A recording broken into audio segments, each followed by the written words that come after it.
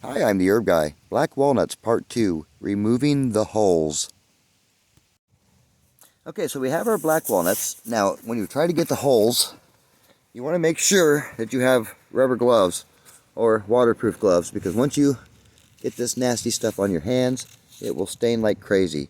Now, what I do is, see how I scored it around in a circle, break it in half, and get it in water immediately. Part of the reason why is it oxidizes really fast. Now you can take the nuts and just throw them in a separate bucket. That's not what we're worried about today.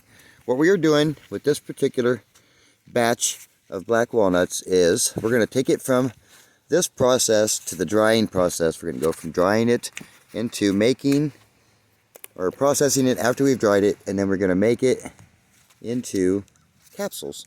So you're going to learn the process from start to finish on how to take these black walnuts as they are. We're going to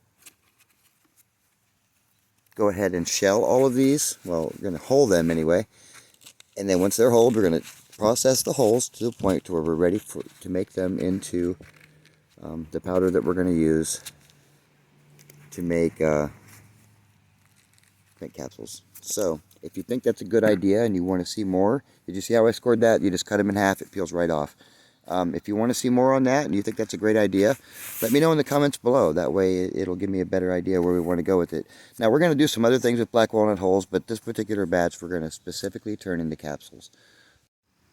Stay tuned for the next video, part 3, drying and processing.